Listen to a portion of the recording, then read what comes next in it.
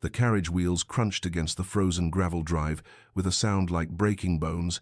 and Lady Catherine Winthrop drew her fur-lined cloak tighter against the January cold that seemed to seep through the very walls of the approaching edifice. Ashmore Hall rose before her like a monument to faded glory, its grey stone facade weathered by centuries of English winters, its windows reflecting the pale afternoon light with all the warmth of polished steel. She had studied her reflection in those same windows during her brief courtship, if one could call 3 formal meetings arranged by solicitors a courtship, and had seen in them the truth she had tried so desperately to ignore. She was not coming here as a bride cherished and chosen, but as a transaction completed, a ledger balanced, a solution to problems spoken of only in hushed tones behind closed doors. The estate grounds stretched endlessly in every direction, barren trees clawing at the colourless sky, the gardens long surrendered to winter's grip, and Catherine thought how fitting it was that she should arrive in this season of death and dormancy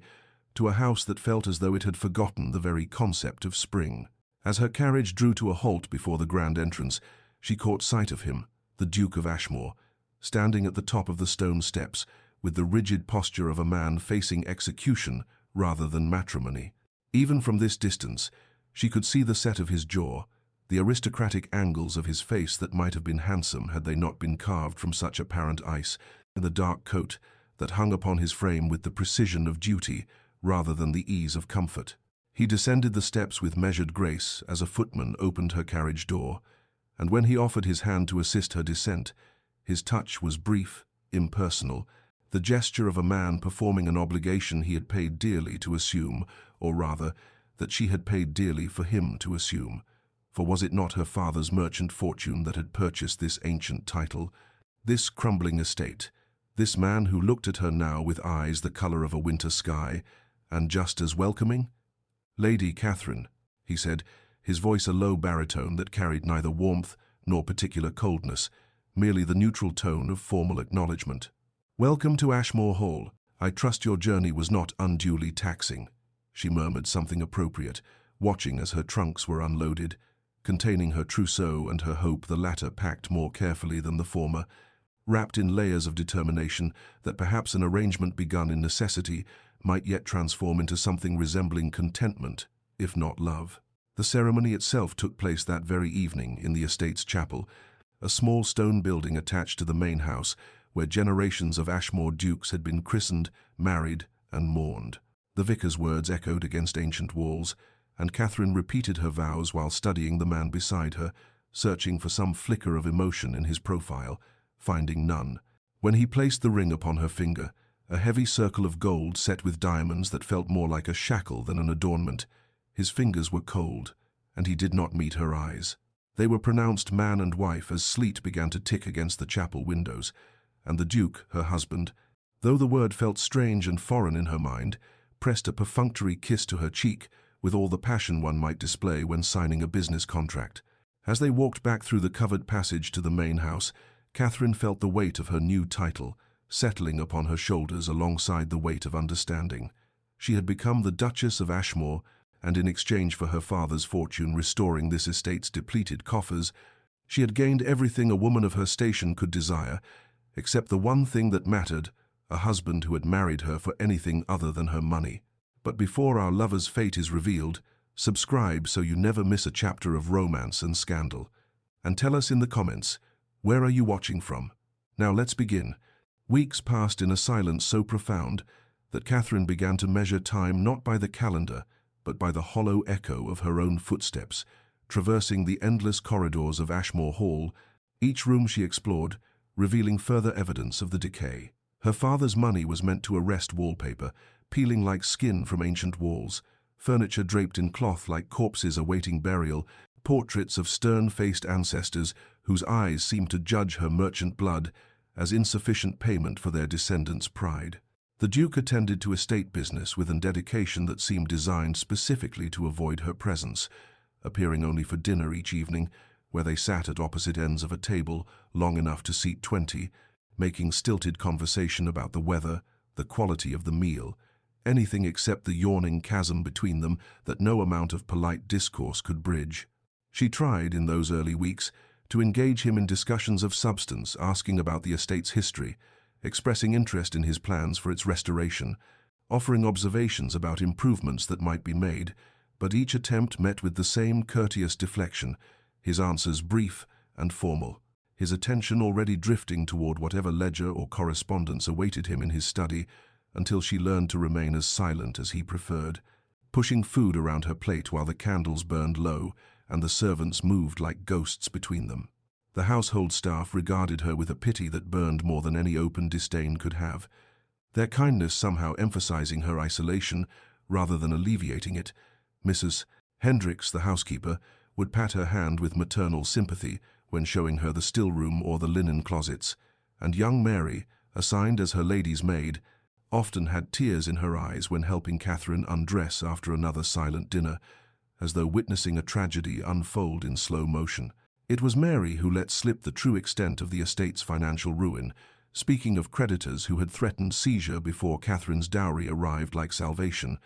of servants let go and pensions unpaid, of the Duke's father, who had gambled away 3 generations of careful stewardship in a decade of reckless indulgence,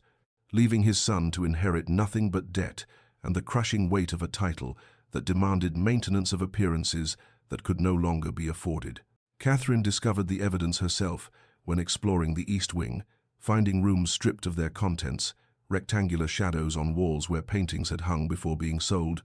empty display cases that once held family silver, and she understood then the full measure of what her money had purchased, not merely a title for herself, but survival for this man who walked these halls like a prisoner serving a sentence he had not deserved. He came to her chamber on precisely 3 occasions during those first weeks,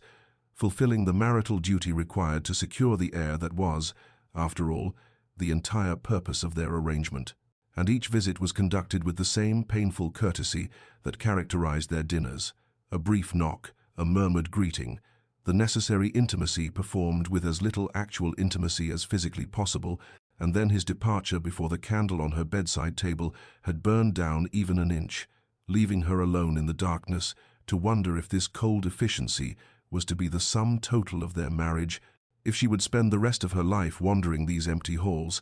her footsteps echoing back to her like questions that would never receive answers, a duchess in title, but in truth merely another piece of furniture purchased with her father's merchant, gold, decorative and useful, but ultimately unloved. Spring arrived at Ashmore Hall with a gentleness that seemed almost apologetic after the harshness of winter, crocuses pushing through the thawing earth in delicate clusters of purple and white, and Catherine discovered the change within herself, on a morning when pale sunlight streamed through her chamber windows, and the nausea that had plagued her for a week suddenly clarified into understanding that made her hands tremble as she pressed them against her still flat abdomen. She told no one at first, hugging the knowledge to herself like a precious secret, afraid that speaking it aloud might somehow make it less real, but the truth declared itself soon enough when the physician was summoned and confirmed what her body had already whispered. She was carrying the Duke's child, the heir that was the entire purpose of their arrangement, and she felt a cautious joy blooming in her chest, like those crocuses outside, fragile but persistent, rooting itself in soil that had seemed too frozen to sustain any living thing. The Duke received the news in his study, Catherine standing before his desk like a supplicant before a magistrate, and she watched his face carefully as she spoke the words, searching for some flash of happiness or warmth, finding instead what she had learned to expect: satisfaction and the same expression he might wear upon learning that a difficult negotiation had concluded favorably or that the estate's accounts had balanced for the quarter. "That is excellent news," he said, rising from his chair with the formal courtesy that characterized all his interactions with her. And then, because apparently some acknowledgement of the personal nature of the announcement was required, he added, "You have my gratitude, Catherine, for fulfilling this duty so admirably." Duty, always duty, the word that governed every aspect of their existence together, and she nodded and murmured something appropriate, while that fragile joy in her chest curled inward protectively, and she understood that whatever happiness she found in motherhood would have to be sufficient unto itself, independent of any hope that this child might bridge the chasm between herself and the man who had sired it. She threw herself into preparations with a determination that bordered on desperation, claiming the nursery in the south wing as her province, and overseeing its complete transformation from the dusty abandonment in which she had found it, ordering new wallpaper printed with cheerful pastoral scenes, selecting furniture from catalogues that Mary brought from the village, spending hours embroidering tiny gowns with stitches so small and precise they seemed like prayers worked in thread. The household staff rallied around her preparations with an enthusiasm that felt like balm to her isolation. Mrs. Hendricks contributing family christening gowns from her own children's infancy, the groundskeeper bringing in a wooden cradle he had carved during the long winter evenings, and Catherine found herself crying over these kindnesses from servants who treated her with more genuine affection than her own husband had ever displayed. Yet there were moments, small, indefinable moments, that she hardly dared acknowledge even to herself, when she would look up from her embroidery or her consultations with the carpenter about shelving for the nursery and find the Duke standing in the doorway, his expression unreadable, watching her with an intensity that made her breath catch before he would notice her, notice and retreat behind that impenetrable wall of formal politeness, leaving her to wonder what thoughts moved behind those winter sky eyes, what judgments or observations, or perhaps even feelings he kept locked away where she could never reach them, and whether the child growing within her might somehow, impossibly, transform this arrangement of convenience into something that resembled the marriage she had once foolishly hoped to find. The Duke began appearing at Catherine's door with an frequency that would have seemed attentive had she not understood its true motivation. His inquiries about her health and comfort delivered in that same formal tone that characterized all their interactions, yet the very fact of his presence, twice daily now, sometimes more, represented such a departure from the studied avoidance of their first months together that Catherine found herself both grateful and guarded. Grateful because the loneliness of those early weeks had been crushing, and any human connection, even one rooted in concern for the heir rather than herself, provided relief from the isolation, yet guarded because she had learned through painful experience not to mistake duty for genuine feeling, not to read warmth into courtesy or care into obligation. He would inquire whether she had rested well, whether the physician had been satisfied with her progress, whether she required anything for her comfort, and she would answer with matching formality that yes, she had slept adequately. Yes, the physician expressed satisfaction. No, she required nothing beyond what had already been provided, and then they would stand in awkward silence until he bowed slightly and took his leave. The entire exchange, conducted with the stilted precision of a diplomatic negotiation, yet even in these brief encounters, Catherine began to notice small details that troubled the careful boundaries she had drawn around her heart, the way his eyes would linger on her face as though searching for some sign of distress she might not verbally acknowledge, the tension in his shoulders that suggested his concern was not entirely the detached interest of a man monitoring a valuable investment, and the half-aborted gesture when she once stumbled slightly on the threshold, his hand moving toward her elbow before he caught himself and resumed his formal posture. She found him in the nursery one evening as April surrendered to May, discovered him standing before the window where the last light gilded the pastoral wallpaper she had so carefully selected, and the shock of finding him in this space she had claimed as peculiarly her own made her pause in the doorway, suddenly conscious of the intimacy of this room with its half-finished embroidery draped over the chair and the tiny gowns laid out on the dressing table for her inspection. "Your Grace," she said,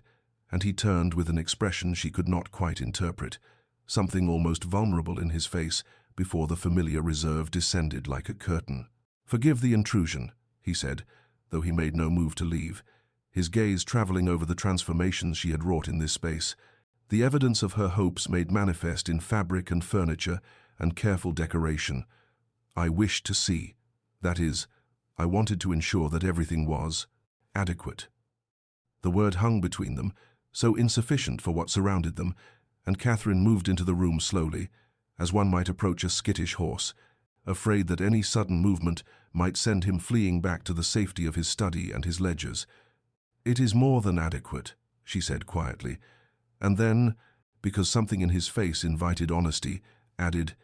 "It is everything I could wish for our child." She saw him flinch slightly at the possessive pronoun. "Our child," as though the words carried weight he had not anticipated, and for a moment something passed between them in that golden light, something that felt almost tender, a recognition that whatever the nature of their arrangement, they were bound together in this creation of new life. But then he cleared his throat, and the moment fractured like glass, and he was bowing again, murmuring something about not disturbing her further, and she was alone once more among the tiny gowns and carefully embroidered hopes, wondering what might have been said if either of them had possessed the courage to speak beyond the confines of duty and propriety that governed their every interaction. Summer arrived with a warmth that transformed Ashmore Hall into something Catherine had not imagined during those frozen months of winter. Honeysuckle, climbing the garden walls, and roses blooming in profusion along the southern terrace, and with the season came subtle changes in the Duke's behavior that she observed with the careful attention of someone who has learned not to trust surface appearances, yet cannot quite suppress the dangerous whisper of hope. He began appearing at her chamber door each morning just after breakfast, dressed for riding but carrying himself with a hesitancy that seemed at odds with his formal bearing, and he would inquire always with that maddening politeness whether she might wish to accompany him on a brief walk through the grounds. Claiming with a physician's authority, she suspected he had invented that fresh air and gentle exercise were beneficial for the child, and though Catherine recognized these invitations as stemming from his concern for the heir rather than any desire for her company, she found herself accepting because the alternative was another day spent alone, with only her thoughts and her embroidery, and the careful management of hope that threatened constantly to overflow its banks. Their conversations during these walks remained stubbornly superficial, discussions of the weather and the estate's grounds, and the progress of various repair projects he had undertaken, yet the simple fact of his presence beside her, the sound of his voice speaking of mundane things, the occasional brush of his sleeve against hers on the narrow garden paths, these small contacts accumulated like drops of water, slowly filling a vessel Catherine had believed permanently emptied, and she warned herself sternly against reading meaning into courtesies that were nothing more than a man's reasonable concern for the vessel carrying his heir. Yet her treacherous heart refused to heed these warnings. She began noticing other changes that she could not so easily dismiss as duty toward the child books appearing on the table beside her favorite chair in the morning room, volumes of poetry and philosophy that matched interests she had mentioned only once in passing during their stilted dinner conversations, and her favorite foods appearing with increasing frequency at table. Despite her certainty, she had never explicitly stated these preferences. Small observations the Duke must have made and acted upon without announcement or acknowledgement, gestures so subtle she might have imagined them were it not for their accumulation. The household staff had surely noticed these shifts as well, Mrs. Hendricks permitting herself a small smile when Catherine mentioned the books, Mary humming cheerfully as she arranged Catherine's hair, and Catherine wanted to warn them all against hope, to explain that kindness was not love and attention was not affection, yet she could not quite form the words because some part of her, the part she tried desperately to suppress, and wondered whether perhaps these gestures meant something more than duty demanded. The thunderstorm arrived on an evening in late June, rolling across the countryside with a violence that seemed personal, wind lashing rain against the windows, and thunder shaking the ancient stones of Ashmore Hall, and Catherine had retired early, with a book she could not concentrate on, startling when her chamber door opened without warning to reveal the Duke standing in the doorway, his hair dishevelled and his usually immaculate cravat loosened, and for a moment he simply stood there, breathing heavily as though he had run up the stairs, before he seemed to collect himself and said, with an attempt at his usual formality that was betrayed by the tremor in his voice, "I wish to ensure that the storm had not distressed you, that you and the child were well," and Catherine saw in his face something raw and unguarded, fear that seemed disproportionate to the situation, concern that could not be entirely explained by worry for his heir, and she said softly, "We are well, Your Grace, truly," and for a moment that stretched between them like silk pulled taut, he remained there, his eyes holding hers with an intensity that made her breath catch, before he bowed slightly and retreated, leaving her alone with the storm and the dangerous, impossible hope that perhaps his concern was not entirely for the child after all. The man Catherine glimpsed in unguarded moments bore so little resemblance to the cold stranger she had married that she began to wonder whether she had ever truly seen him at all. whether the Duke's careful formality was not his nature, but rather armor. Done so long ago he had forgotten what it protected, and this understanding came not through any single revelation, but through the slow accumulation of small moments that summer brought, like offerings laid at her feet, each one a piece of a puzzle she had not known she was assembling. She witnessed a smile one afternoon in the library when he thought himself unobserved, a genuine expression of pleasure as he ran his fingers along the spines of newly acquired books, the volumes she recognized as having been sold months earlier to meet some pressing debt, and the joy on his face at their return was so unguarded, so utterly different from his usual reserve, that Catherine felt as though she was seeing something forbidden, a private moment of happiness that illuminated how rarely such moments came to him. His hand steadying her on the stairs became familiar through July as her balance shifted with the child's growth, and where another man might have offered such assistance with casual courtesy, the Duke's touch carried a gentleness that seemed to contradict his careful distance in all other matters, his fingers warm through the fabric of her sleeve, his other hand hovering near her back, as though he could not quite trust that she was steady, could not quite bear to withdraw his support, even after the danger of stumbling had passed. And Catherine found herself inventing reasons to use those particular stares, drawn to these brief moments of contact, like a starving woman to sustenance. The servant spoke of him with a reverence that puzzled her, until Mrs. Hendricks, emboldened perhaps by Catherine's obvious loneliness, began to share fragments of history during their morning consultations about household matters and stories of how the previous Duke had been a man of magnificent appetites and catastrophic judgment, who had gambled away 3 generations of careful stewardship in less than a decade, and how the current Duke had been barely 20 when he inherited a title synonymous with disgrace and debts that would have broken most men, and how he had spent the next 8 years sacrificing everything, his pride and his youth, even his prospects for a marriage based on affection, to restore what his father had destroyed, selling off treasures piece by piece, dismissing staff he had known since childhood, living with austerity that bordered on deprivation, while he slowly, painfully, rebuilt the estate's reputation and resources. These revelations cast his marriage to her in a different light, transforming what Catherine had understood as mercenary pragmatism into something more complex, the final sacrifice in a long series of surrenders, and she began to wonder whether his distance stemmed not from indifference but from shame, whether he held himself apart not because he did not care, but because he believed himself unworthy of being cared for, a man who had sold himself to save his family's legacy, and could not forgive himself for the transaction, even as he honored its terms with scrupulous attention to her comfort and welfare. Catherine's heart, which she had guarded so carefully against the pain of loving someone who married her for money rather than feeling, began its dangerous work, despite all her efforts to prevent it, hope taking root in the small kindnesses and unguarded moments, and she found herself caught between the wisdom of self-protection and the terrible, compelling possibility that perhaps the Duke's coldness was not rejection, but rather the desperate restraint of a man who believed he had no right to warmth, no claim to affection beyond what duty demanded, and she did not know which would hurt more, to continue believing herself unloved, or to hope that beneath his careful distance lay feelings he would never permit himself to express. The evening arrived with that peculiar golden quality late summer sometimes offers as compensation for its impending departure, the sun hanging low over Ashmore's gardens and casting long shadows across the rose beds where Catherine had taken to walking in the cooler hours, finding solace among the blooms that asked nothing of her except admiration, and she was examining a particularly lovely specimen,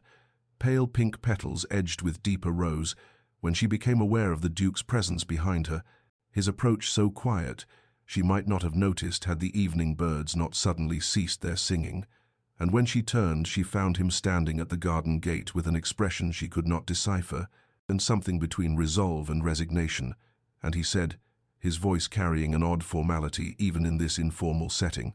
"Might I join you, Catherine?" using her given name so rarely that the sound of it from his lips made her breath catch, and she nodded, unable to trust her voice, watching as he approached with that careful grace he brought to all his movements, though she noticed a tension in his shoulders that spoke of some internal struggle, and for several moments they stood together in silence, ostensibly admiring the roses, though Catherine was acutely conscious of every breath he took, every small shift of his weight, the way his hands clasped behind his back as though he did not trust them otherwise, until she found herself speaking words she had not planned to say, had not even known she was thinking until they emerged. "You are unhappy, Your Grace. I have seen it in your face when you believe yourself unobserved, and I wonder whether it is the arrangement between us that causes you such evident distress, whether my presence here is a daily reminder of all you were forced to sacrifice." And the moment the words left her lips, she wished them back, terrified of what his answer might reveal, yet unable to continue existing in this state of careful ignorance, and she watched something crack in his carefully maintained composure, his hands falling to his sides and his eyes closing briefly as though gathering strength, and when he spoke his voice was raw with an honesty that seemed to pain him.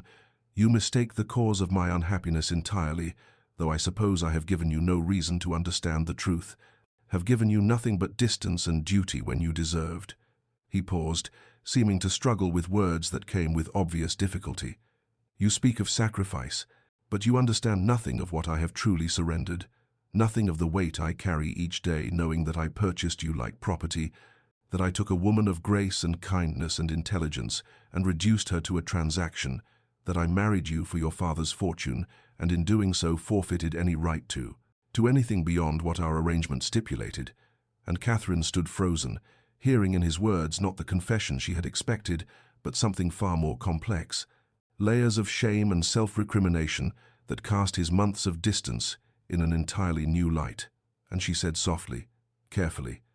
"You speak of forfeited rights, but I do not understand what you believe you have surrendered beyond what any arranged marriage entails." And he laughed then, a sound utterly without humor, bitter and self-mocking, and said, "I have surrendered the right to hope that you might ever see me as anything other than the man who needed your money badly enough to marry you for it. The right to imagine that your kindness toward me stems from anything but duty or perhaps pity. The right to," and here his voice dropped so low she had to lean closer to hear,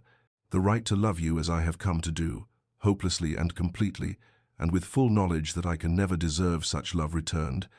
And the words hung between them in the golden light, impossible and transformative, and Catherine felt the world tilt and resettle, everything she had understood about their marriage revealing itself as incomplete, and she saw in his face the vulnerability of absolute exposure, the terror of having revealed what he had clearly never intended to confess, and then he was withdrawing, physically and emotionally, stepping back and saying with a desperate attempt at his usual formality, "Forgive me, I should not have spoken so. I have distressed you when you require peace and calm for the child's sake. Please forget my words. I will." But Catherine reached for his hand before he could retreat entirely, her fingers closing around his with a boldness born of sudden understanding, and though she did not yet trust herself to name what she felt, what was blooming in her chest like the roses surrounding them, she held his gaze and said, "Do not ask me to forget what may be the only true words you have ever spoken to me." And they stood there as the sun descended, and the garden grew cool around them, connected by her hand on his, and by the fragile, terrifying possibility that perhaps neither of them was as alone as they had believed. Catherine understood in the days following their encounter in the garden that she had been engaged in a magnificent act of self-deception, telling herself that she remained emotionally uninvested in their marriage, while her heart had been conducting its own quiet rebellion, falling in love with her husband through the accumulated weight of small kindnesses and unguarded moments,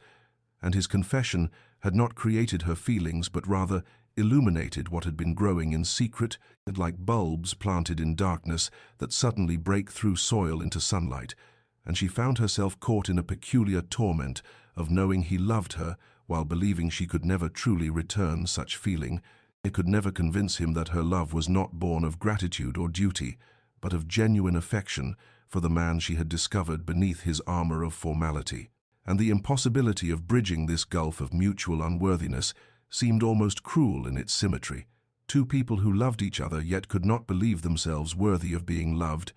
circling each other like celestial bodies held apart by forces neither could control. She lay awake through long nights wrestling with the knowledge that lived now in her chest, like something with weight and substance, examining it from every angle, as though she might discover some truth she had missed, some way forward through the maze of their misunderstanding. But every path seemed blocked by the original sin of their arrangement,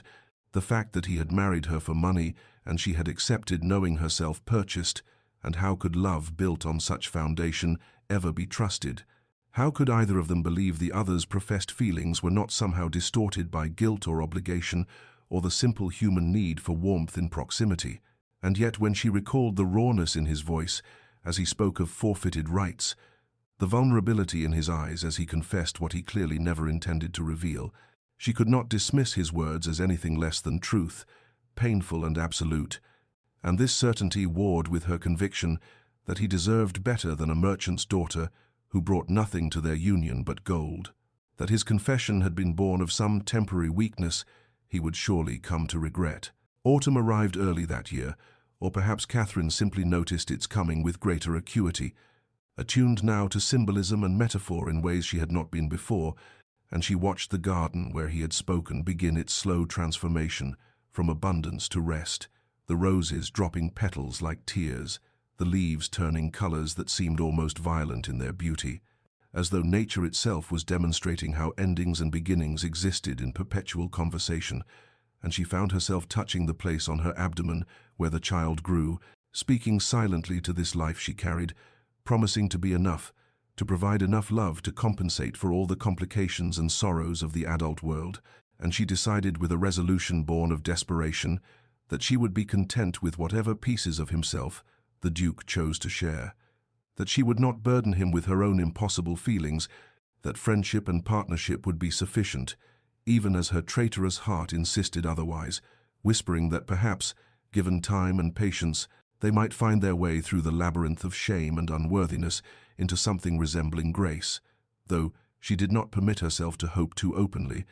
did not dare to imagine a future where love existed without the shadow of their arrangement, darkening every tender moment. And so she moved through the shortening days with this knowledge held close and secret, loving him quietly while he loved her from his own careful distance,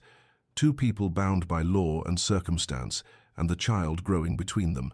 caught in a tragedy of their own making, unable to bridge the small, impossible space that separated lonely from beloved. The change came on a morning when autumn had fully settled over Ashmore, the air carrying that particular crispness that spoke of summer's absolute surrender, and Catherine woke with a sensation she could not immediately identify, something not quite pain, but a wrongness in her body that made her lie very still,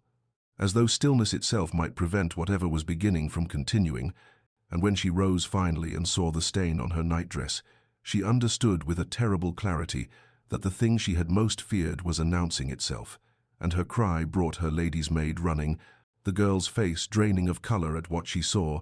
and within the hour the household had transformed from its usual ordered calm into barely suppressed chaos. Mrs. Henderson, the housekeeper, dispatching footmen for the midwife, and then the doctor, when the midwife's expression grew grave, and Catherine found herself confined to bed by forces both physical and authoritative,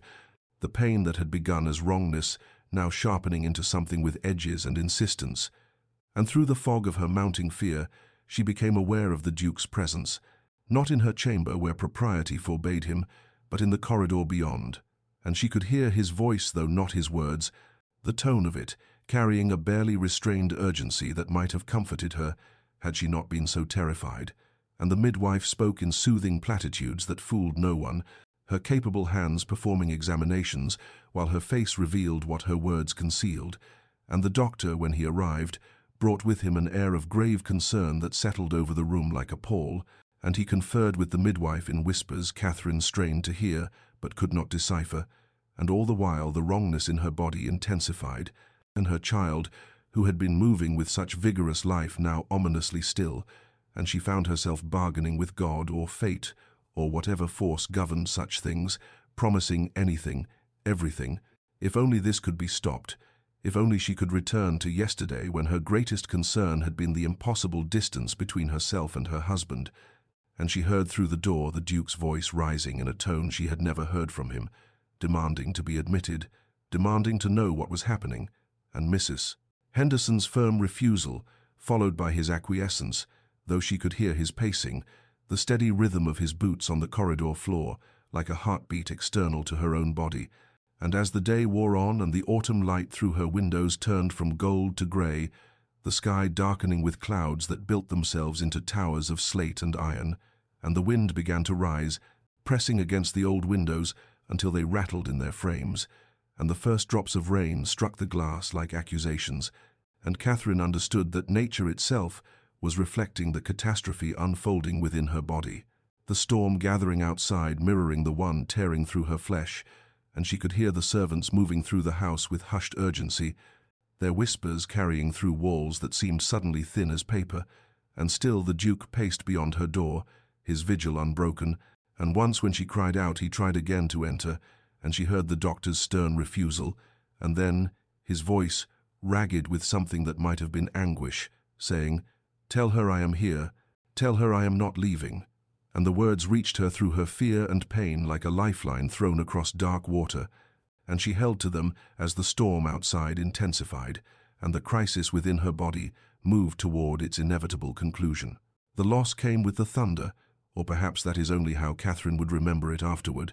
the way memory conflates the physical and the metaphorical until they become indistinguishable, but in the moment there was only pain that transcended anything she had imagined possible,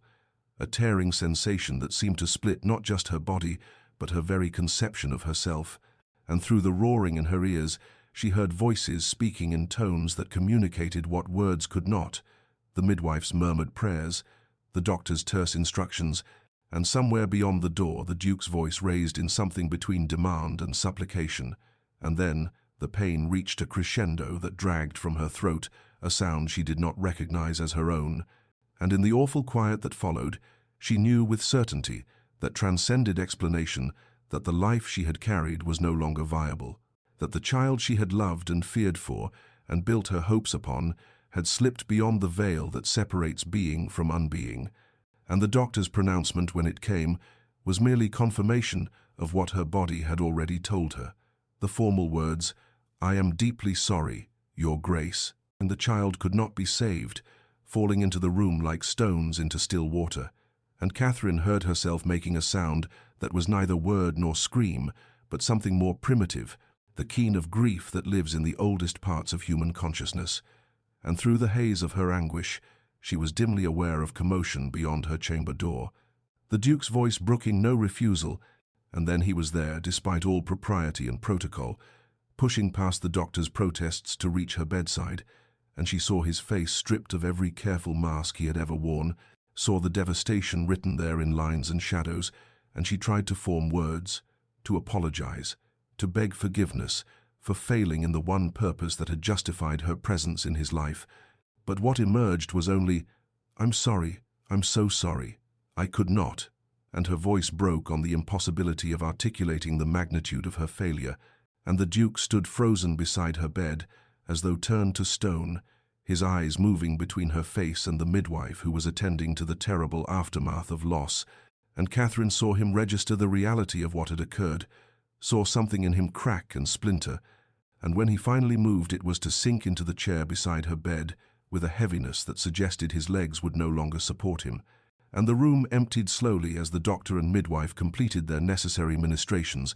their voices gentle with sympathy that felt like sandpaper against Catherine's exposed nerves, and then she and the Duke were alone with their grief and the ghost of what might have been, and Catherine turned her face toward the window where the storm raged with undiminished fury, lightning, illuminating the room in stark flashes that rendered everything in absolute contrasts of light and shadow, and she thought of the nursery they had prepared together, the small clothes folded in drawers, the cradle that would remain forever empty. And fresh tears came, though she had believed herself incapable of producing more, and she whispered again into the darkness, punctuated by thunder, "Forgive me, I have failed you, I have failed in everything," her words barely audible but carrying in them the weight of absolute desolation, the certainty that she had lost not only the child but any claim to her husband's regard.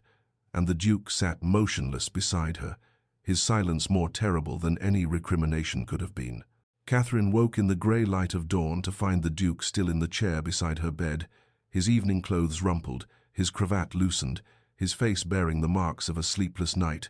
and she realized with dull surprise that he had not left her chamber at all,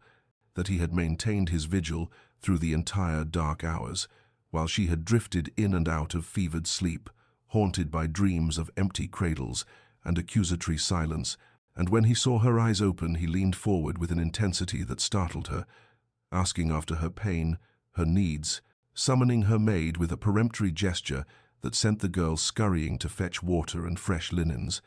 And through the days that followed, as her body began its slow physical recovery, while her spirit remained shattered, the Duke did not leave except when propriety absolutely demanded it, and even then he stationed himself in the adjacent sitting room where she could hear him pacing, a caged restlessness that spoke of torments she could not fathom, and when she tried to apologize again, the words tumbling from her in broken fragments about her failure and unworthiness, he cut her off with a sharpness that was almost violence, saying, "You will not speak so, I forbid it," his voice raw with something she could not identify, and she retreated into confused silence, unable to reconcile his presence with what she had expected, which was abandonment, or at best the cold fulfillment of duty. And as the second day became the third and then the fourth, his devoted attendance continued unabated, and she found herself watching him with bewildered incomprehension, this man who read to her from books he somehow knew she loved, who held the cup while she drank because her hands trembled too badly to manage it herself,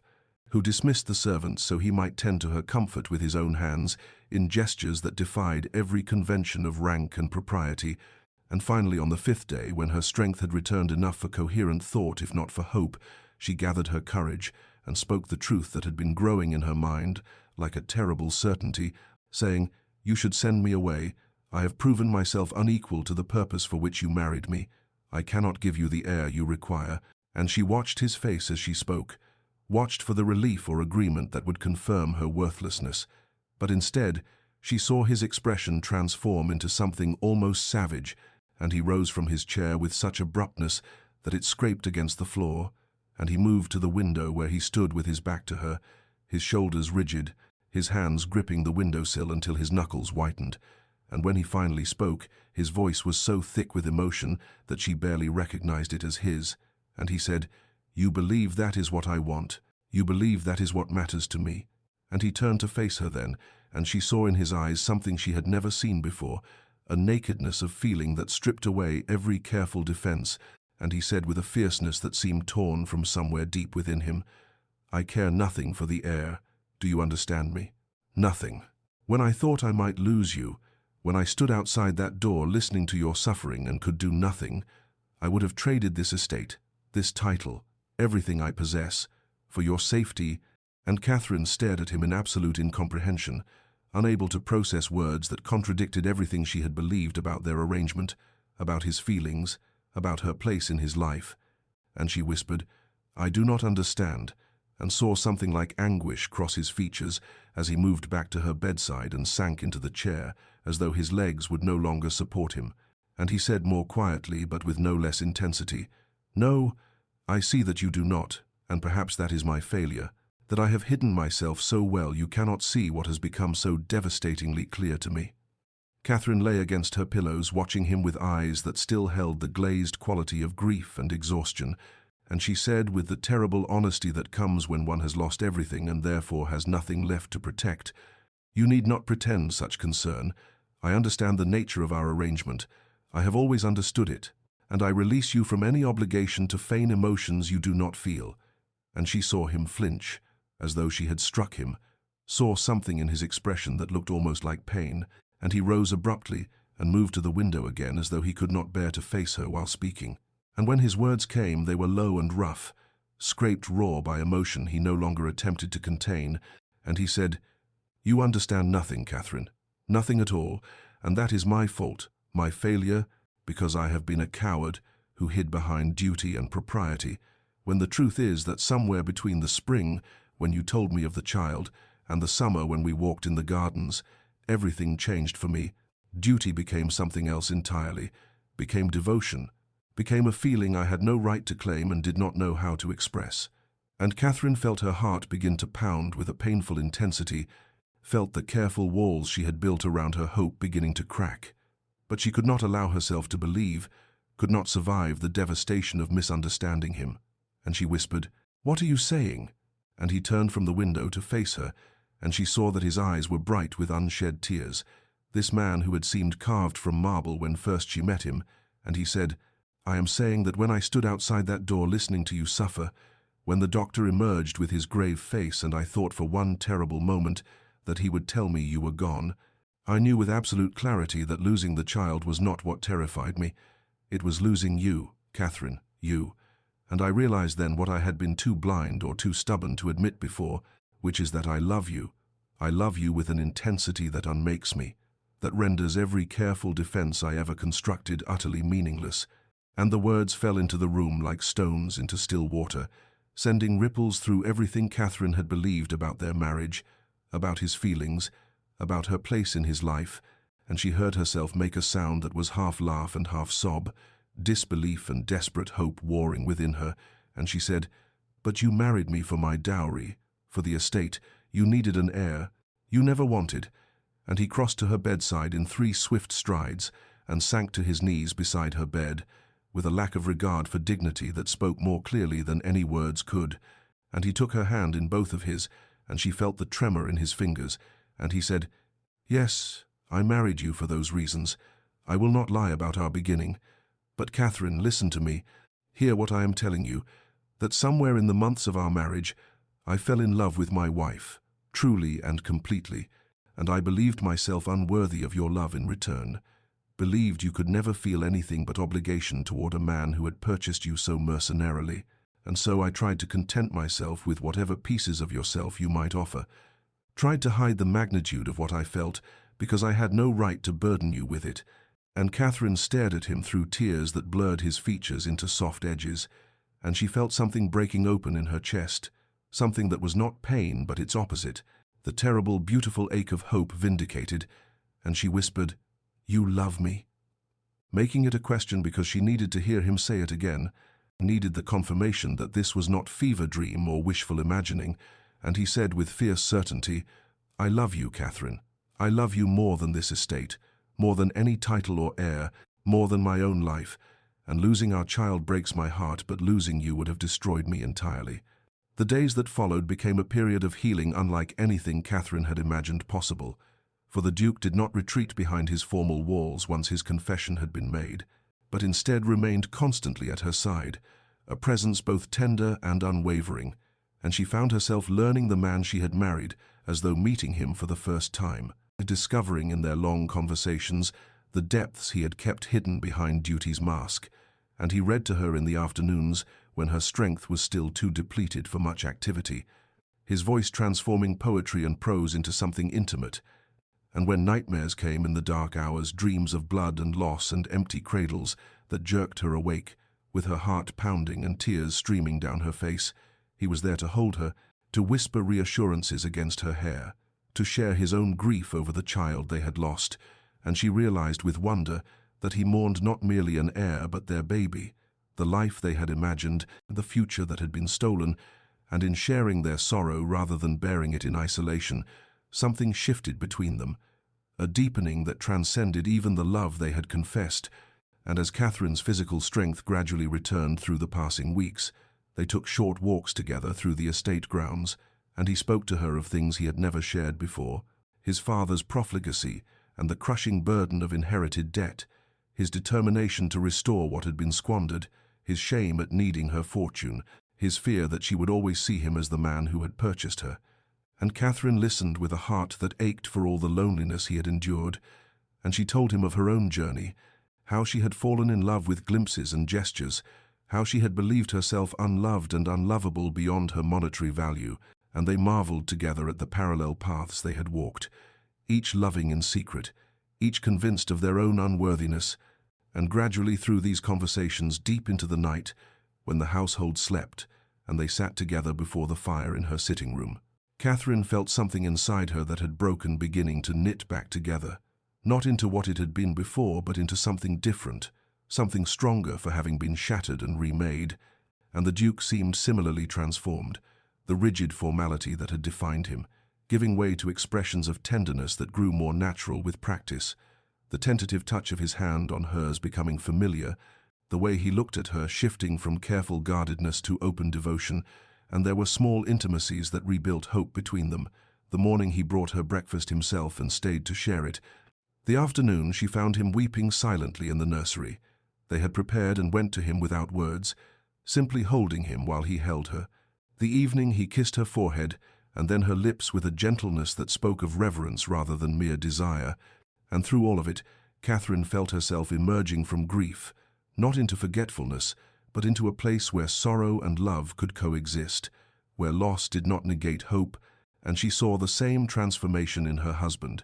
this man who had revealed himself to be so much more than the cold duke she had married. And as autumn deepened toward winter, and the trees shed their leaves in preparation for dormancy and renewal,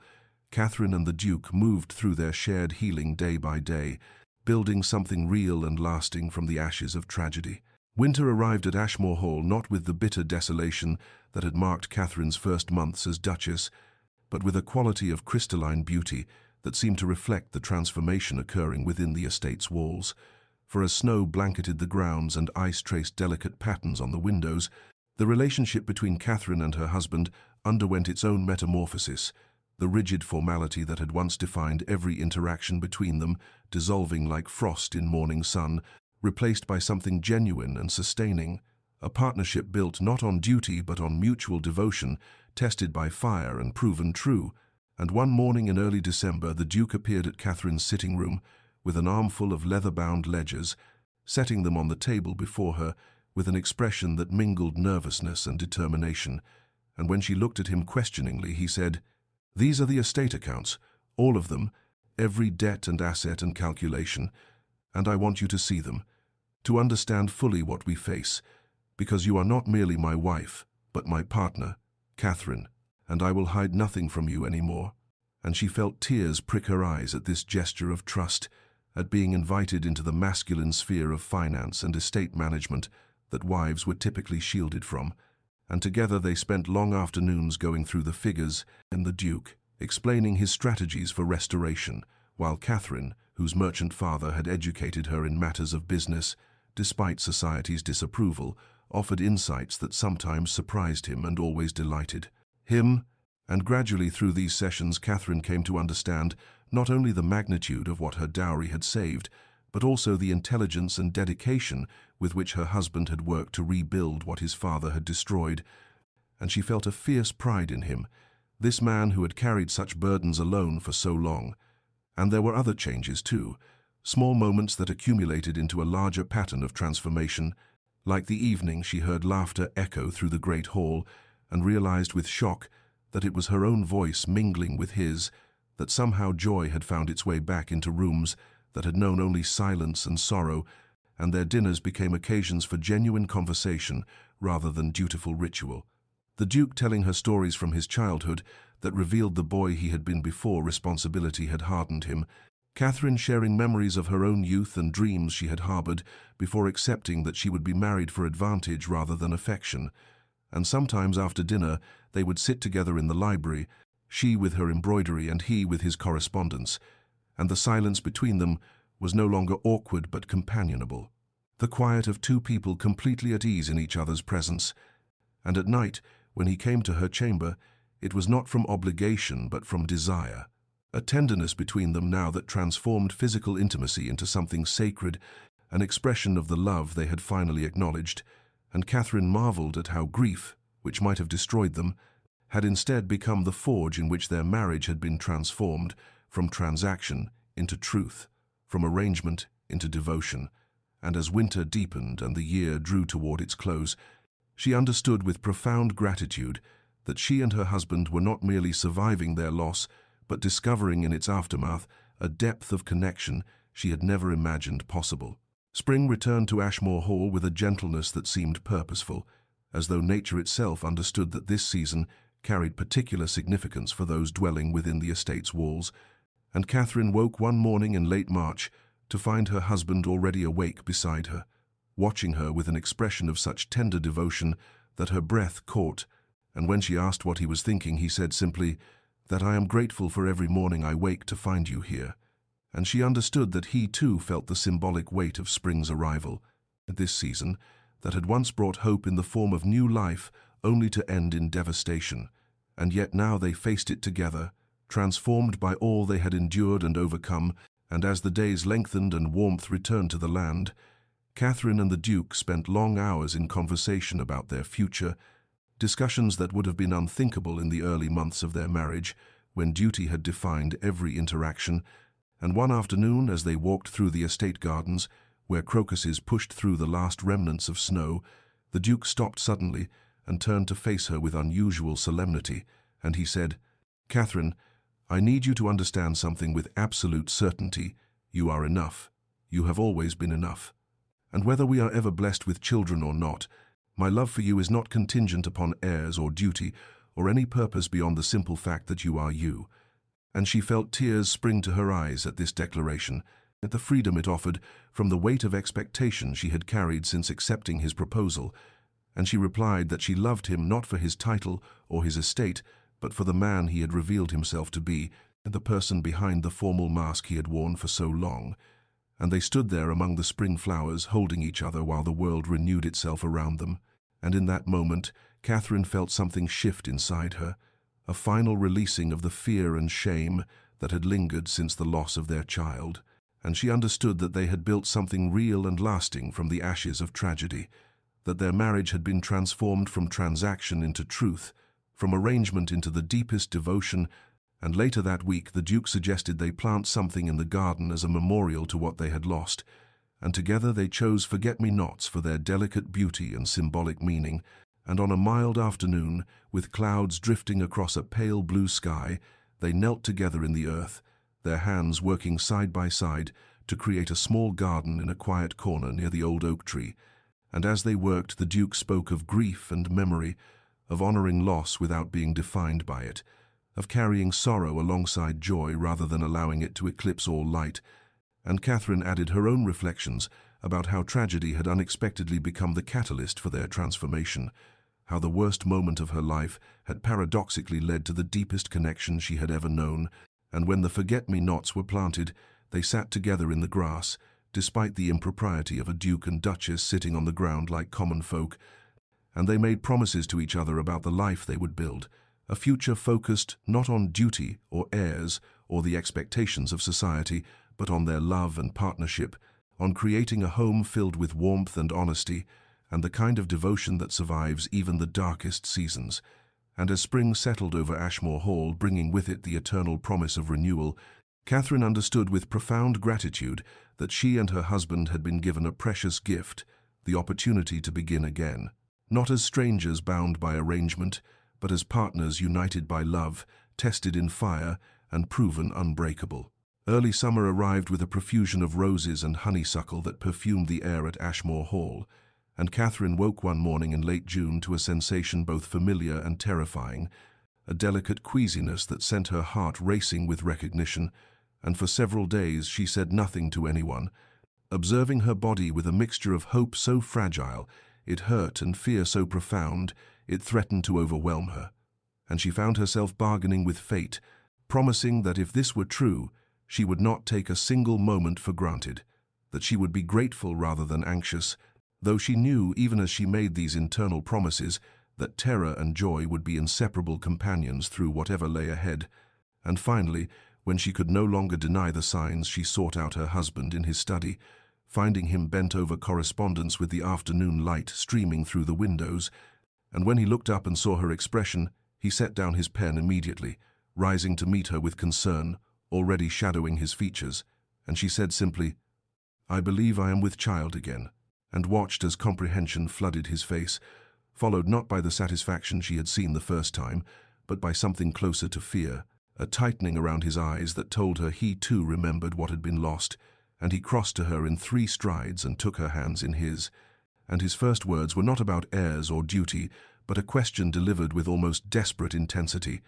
"How do you feel? Are you well? Has the doctor been summoned?" And she felt tears spring to her eyes at his concern, at the way his first thought was for her rather than the child she carried. And she assured him she was well, that it was early yet, that she had wanted to tell him before involving physicians or making preparations. And he pulled her into his arms with a tenderness that still had the power to surprise her, despite all they had shared, and against her hair he whispered,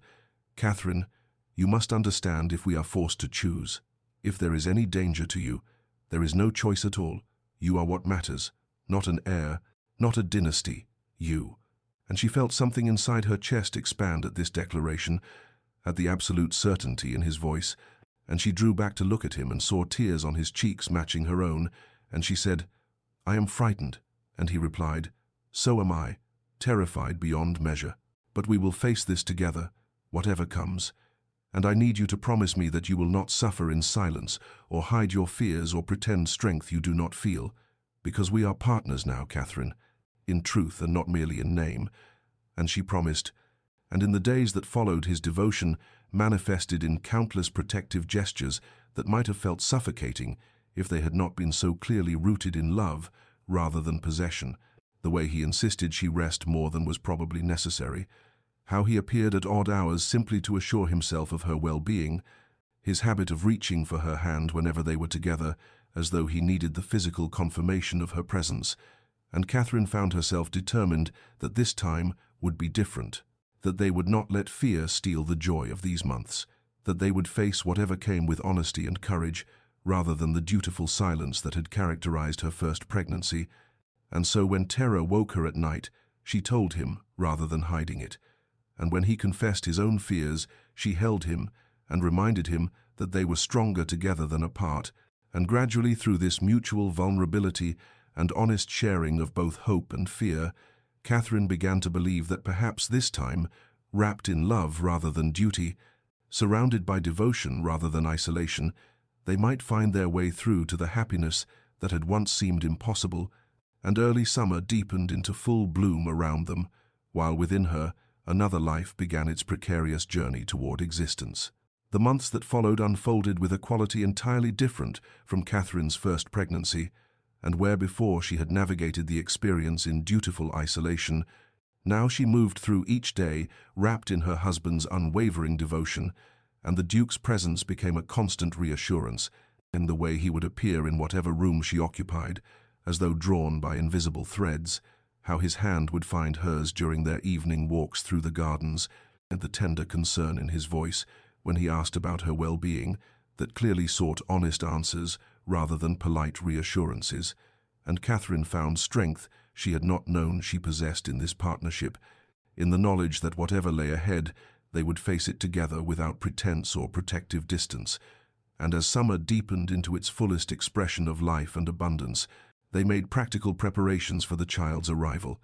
But these preparations were tempered with emotional honesty about the risks they both understood too well. And one evening in late July, as they sat together in what would be the nursery, the Duke spoke with unusual directness about his fears, confessing that he woke some nights in terror at the thought of losing her, that no heir could ever compensate for such a loss,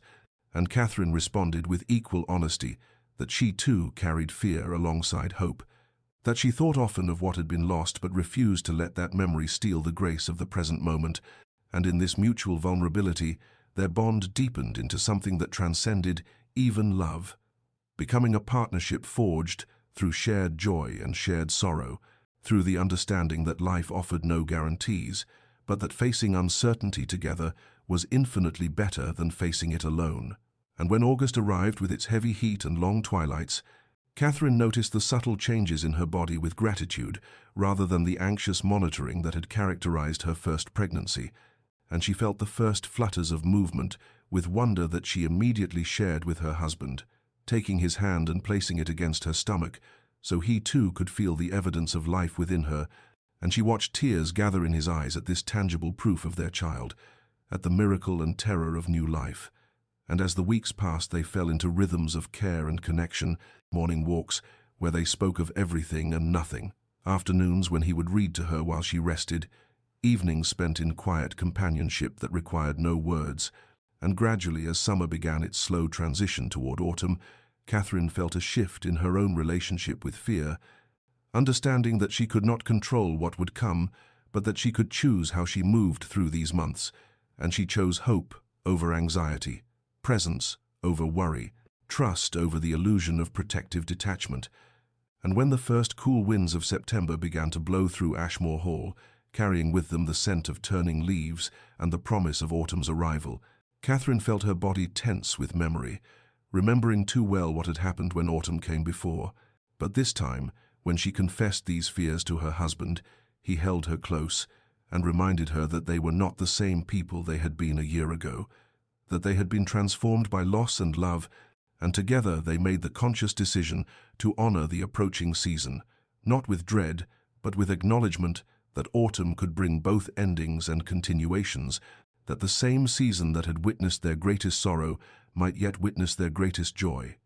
And as October arrived with its pageant of color and its crisp mornings and golden afternoons, Catherine and the Duke faced each day with courage drawn from their love, with hope tempered by realism, with the profound understanding that whatever lay ahead they would meet it, not as Duke and Duchess bound by arrangement, but as partners united by devotion tested in fire and proven unbreakable. Late October arrived with mist clinging to the grounds of Ashmore Hall and the last leaves falling from the ancient oaks, and Catherine woke in the early hours of a grey dawn to the unmistakable sensation of labor beginning, a tightening across her belly that sent both anticipation and terror coursing through her veins. And she lay still for several moments, breathing through the contraction, while beside her the Duke slept with one hand resting protectively on her hip, as had become his habit, and when the sensation passed, she gently touched his shoulder, saying his name quietly into the pre-dawn darkness, and he woke instantly with the alertness of someone who had been sleeping lightly, his eyes finding hers immediately as he asked, "Is it time?" And she nodded, watching as he rose swiftly to summon the midwife and doctor, to alert the household staff. And within the hour, her chamber had been transformed into a place of purposeful activity, but through it all the Duke remained at her side despite the midwife's suggestions that he might be more comfortable elsewhere, and he held Catherine's hand through each contraction,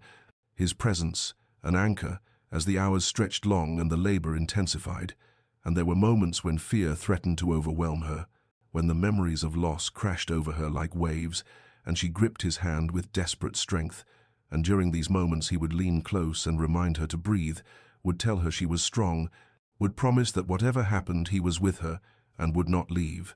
And the day passed in a timeless haze of pain and effort, the grey light beyond the windows deepening into afternoon and then evening, and still the Duke remained, his cravat long discarded, his shirt sleeves rolled back, his face lined with concern and exhaustion that mirrored her own, and the midwife pronounced that things were progressing well, that Catherine was strong, that soon they would meet their child. And as full darkness fell beyond the windows and candles were lit throughout the chamber, Catherine felt the urgent need to push, and the Duke supported her through it, one arm around her shoulders, his voice in her ear providing encouragement and love. And when finally, after one last tremendous effort, she heard the thin, piercing cry of a newborn infant, she collapsed back against her husband's chest, with tears streaming down her face,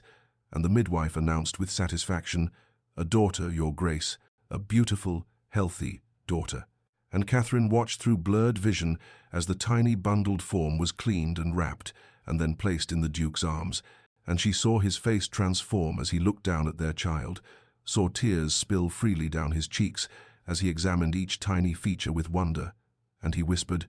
"She is perfect, Catherine, absolutely perfect." And then he was placing the baby carefully in Catherine's arms, and she looked down at the small face, the dark eyes that seemed to look directly at her, the miniature hands that grasped reflexively, and she felt a love so overwhelming it was almost painful. And when she looked up at her husband, she saw the same emotion reflected in his expression, and he leaned down to kiss her forehead with infinite tenderness, saying, "Thank you, my love. Thank you for this gift, for your courage, for surviving, for being here, for everything." And Catherine reached up to touch his face, her own tears mingling with his, and she replied, "We did this together." And as the household staff quietly celebrated below, and the midwife went about her final ministrations, and their daughter slept peacefully between them, Catherine and the Duke sat together in the candlelit chamber, their hands intertwined, their hearts full of gratitude and joy and relief, knowing that they had been given a grace they would never take for granted, that from sorrow had come this perfect joy, that their love had been tested and proven unbreakable. And outside the window the mist lifted, and the first stars appeared in the clearing sky, like promises of hope fulfilled. 2 years passed like a dream gradually remembered upon waking, and Ashmore Hall in early spring bore almost no resemblance to the cold, crumbling estate that Catherine had first entered as a nervous bride,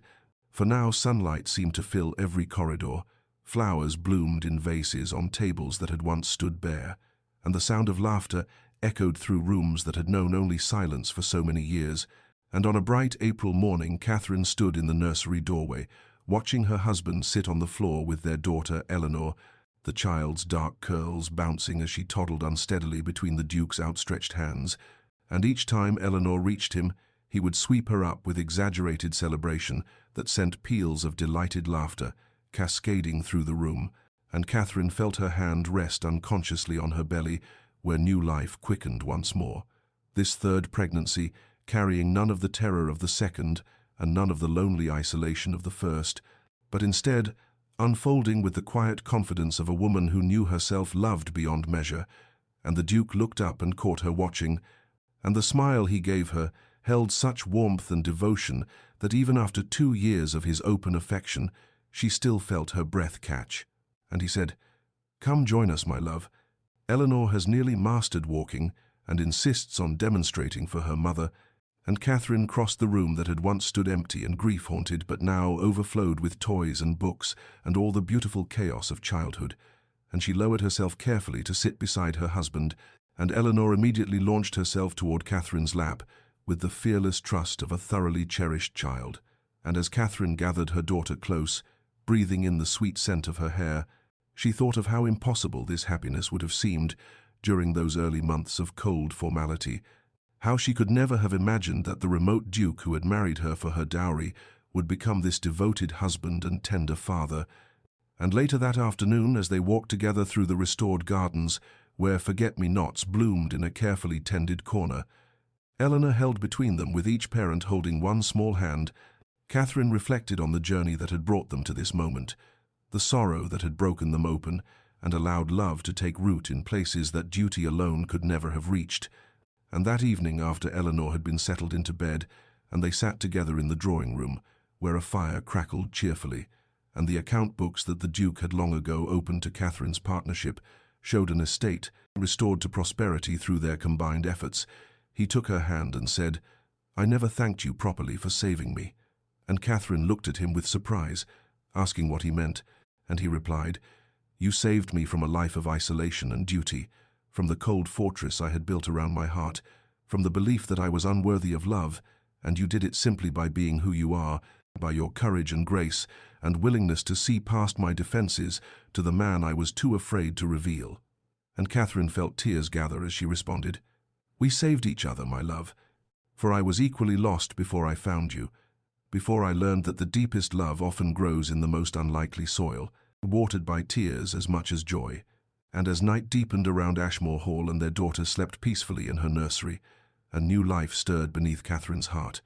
They sat together in perfect contentment, two people who had begun as strangers in a mercenary arrangement and had become partners in the truest sense, their love forged through patience and tested by sorrow, and emerging stronger and more beautiful than either had dreamed possible. The years continued to unfold with the gentle grace of seasons turning, and Catherine and the Duke grew old together at Ashmore Hall, surrounded by children and eventually grandchildren, their love deepening with each passing year into something so fundamental it became as necessary as breathing. And on quiet evenings they would sometimes walk through the restored gardens and pause by the forget-me-nots that returned faithfully each spring, remembering the child they had lost and acknowledging how that grief had cracked them open in ways that allowed true intimacy to take root. And it was during one such evening as twilight painted the sky in shades of lavender and gold that Catherine turned to her husband and said, "I would not change a single moment of our journey, not even the darkest parts, for they made us who we are." And he had squeezed her hand in silent agreement, both of them understanding that the most profound transformations often occur in the crucible of shared sorrow. Dear listener, perhaps you find yourself in circumstances that seem barren of hope. Perhaps you face arrangements of necessity rather than choice. Perhaps you have known loss that makes you question whether joy will ever return. And if so, then let this story be a gentle reminder that love often arrives not with trumpets and fanfare, but in the accumulated small moments of choosing to remain present, choosing to see beyond surfaces, choosing to risk vulnerability even when every instinct urges protection. The deepest connections are rarely formed in perfect circumstances, but rather in the messy, difficult spaces where two people decide that despite everything, despite disappointment and grief and fear, they will show up for each other with honesty and courage. Catherine and the Duke's love did not erase their sorrow or make their losses somehow worthwhile, for grief is not something to be transcended or traded away, but their willingness to grieve together and to hold each other through the darkness without demanding that either pretend to be stronger than they felt created a foundation more solid than any built on easier ground. So if you find yourself in a season of waiting, in relationships that feel more transactional than tender, in circumstances that seem designed to break rather than build you, do not despair completely, for you cannot know what transformations time and patience and honest presence might work. You cannot predict when duty might soften into devotion, or when the person you thought you knew might reveal depths that take your breath away. Give yourself permission to hope cautiously, to take small risks, to show fragments of your true self even when you are afraid, and give others the grace to do the same. For we are all carrying burdens invisible to outside eyes, all protecting wounds we fear might never heal, all longing for connection while terrified of the vulnerability it requires. May you find the courage to remain open to unexpected grace. May you discover that the most beautiful things often grow in unlikely soil. May you learn that being truly seen in your weakness is worth more than being admired for false strength. And may you know the particular peace that comes from being loved, not despite your flaws, but as a whole person, complexity and contradiction and all. May your nights be filled with rest earned through honest living. May your days hold moments of connection that remind you why courage matters. And may you always remember that transformation, when it comes, arrives quietly through 1,000 small choices, to love anyway, to stay anyway, to hope anyway, even when the outcome remains uncertain. This has been a story from Calm Chronicles, and if these words brought you comfort or contemplation, please like this video, subscribe to our channel for more stories of transformation and hope, and share your thoughts in the comments below, for your reflections add to the collective wisdom we build together, and may you sleep well knowing that the best chapters of your own story may yet be unwritten.